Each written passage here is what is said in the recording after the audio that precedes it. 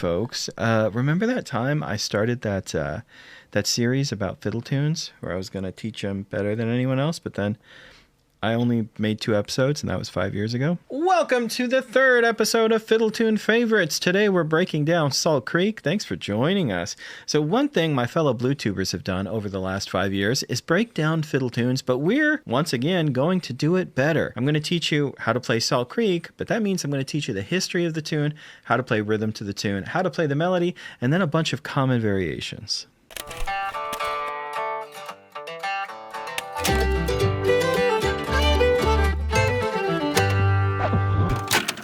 As discussed before in our previous episodes, the names of fiddle tunes often change. This is no different for Salt Creek, aka Salt River.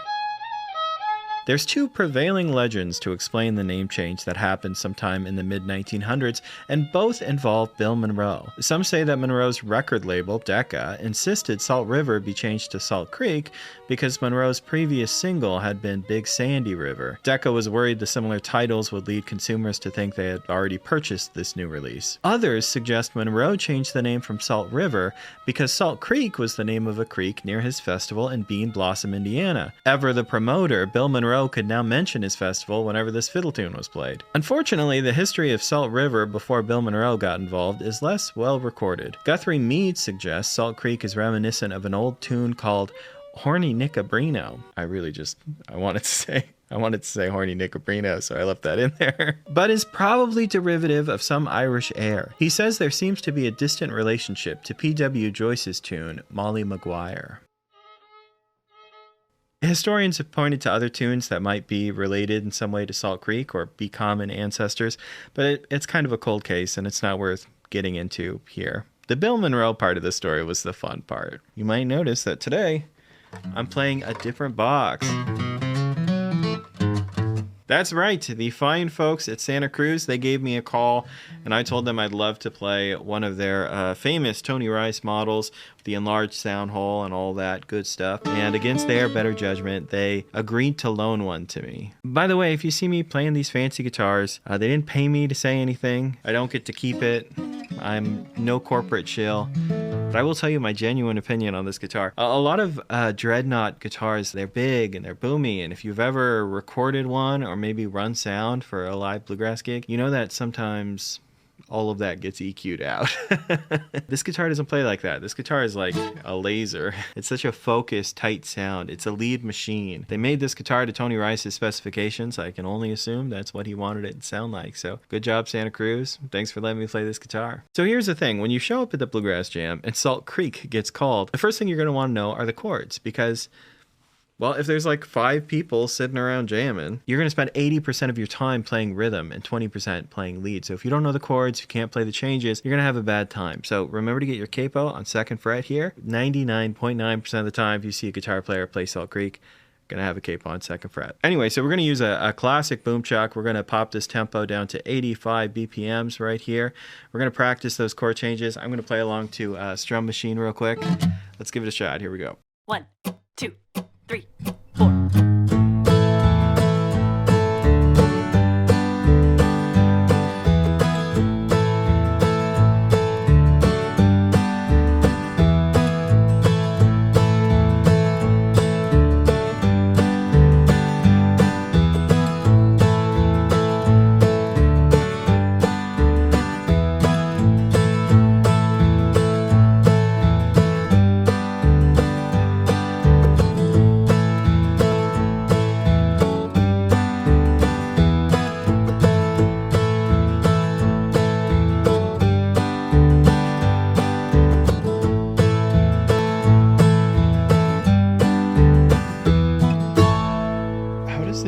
How does this series even work?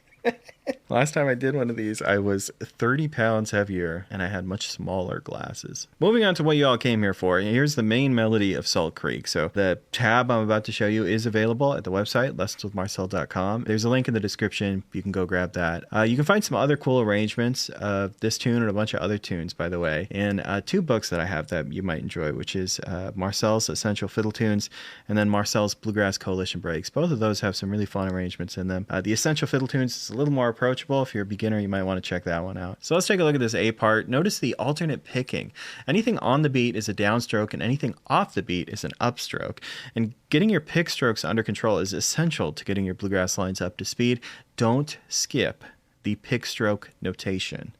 You'll also notice some common bluegrass techniques going on here. I got the drone at the beginning of each line and the double stops in that second phrase there. Anyway, let's play the A part real quick. 3, 4.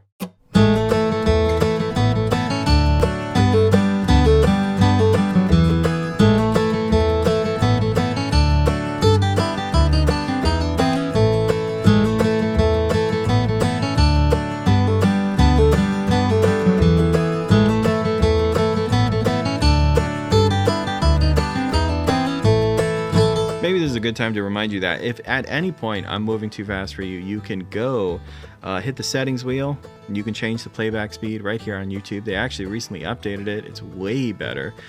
So check that out. The B part has some syncopated strumming in it at the beginning of each line, and you can feel that in your brain is cha-ka-ka-cha. Cha-ka-ka-cha. The pick strokes are down, up, down, up, down. Make sure to get that right too. Pick strokes are important. It helps. It's much easier to play. It grooves better. Let's play through it real quick.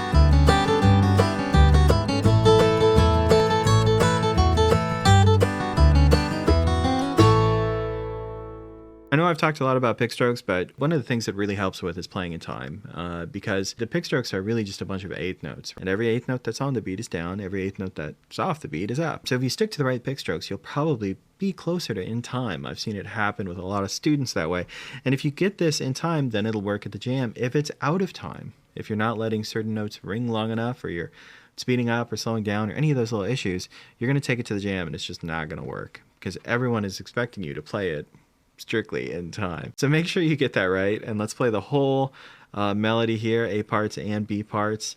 Remember, if you want to practice your rhythm, you can also play along right here. 1, But anyway, 2, let's get to it. 3, 4.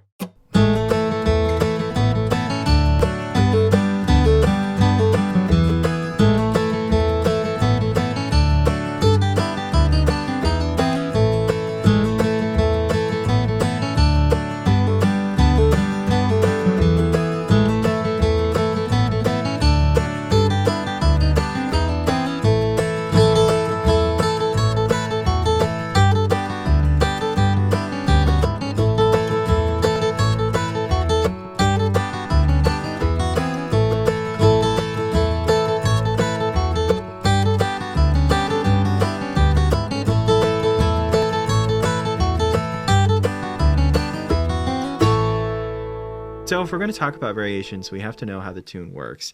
So in the A part here, we get this big melodic statement, and that comes up twice. It comes up at the beginning of each line. Then the second half of those lines function as either a little turnaround kind of, or like a little tag. Those are just labels that we're throwing around right now. The labels aren't really important. The variations are what's important. So don't come at me about what's a turnaround and what's not.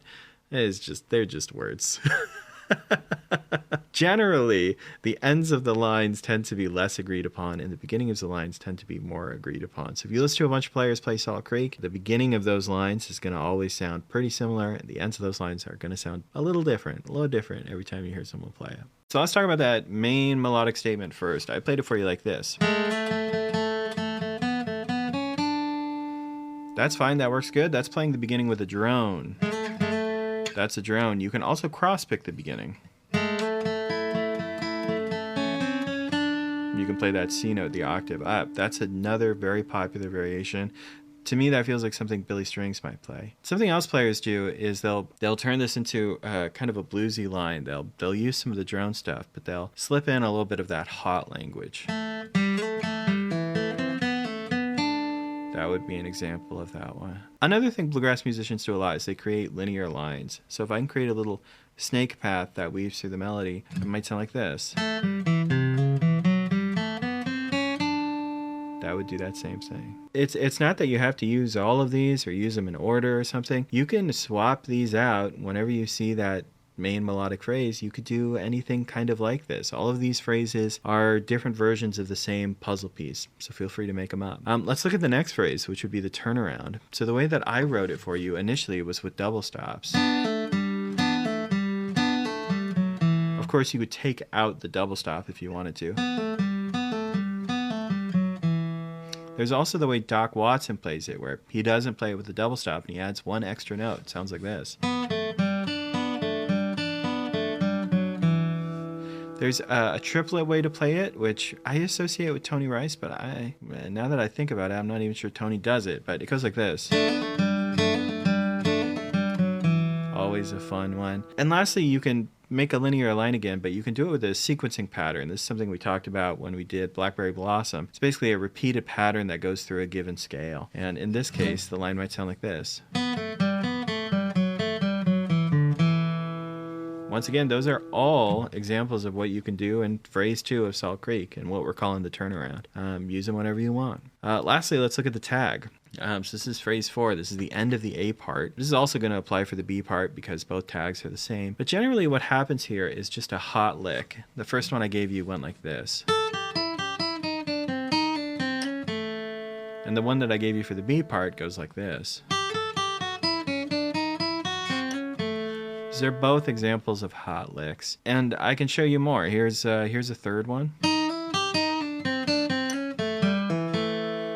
Very classic kind of sound. Here's a fourth one too. All 4 of those would do that job just fine. Next up is variations for the B part. You can view this the same way. We get a big melodic statement that comes at the beginning of each line. Then we get a turnaround and a tag. The turnaround is sometimes a transposition of the big melodic phrase, but it doesn't. We'll get there when we get there. So that first phrase, it goes like this. Playing it with a big old strum right there. You can also cross pick that instead if you wanted to. That works fine. And because this is all about chord tones, you could probably just play an arpeggio too. I'm going to do something different too. I normally don't do this, but you can also play a really nice harmony if someone else is playing the B part. It goes like this. And I've used that so much in my life, playing with other players. Roll the clip of me playing that lick with Brian Sutton.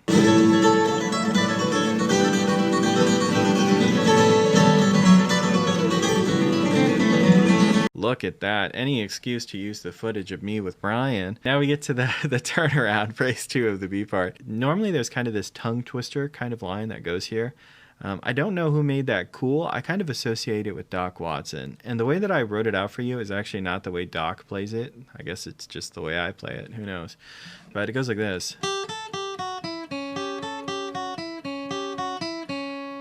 And I believe Doc plays it more like this. So whichever one you want. And as I mentioned earlier, sometimes people play this phrase over the F chord the same way that they played the phrase over the G chord. So G was, and over F they'll do the same thing. The problem is that's a little bit of a reach for most people. Even back there, ignoring the capo for a second, that's a stretch from 3 to 7. That's pretty big for most hands. So sometimes people will play those same notes, but they'll turn it kind of into a linear line and they play it kind of up the neck. I see a lot of players do stuff like that.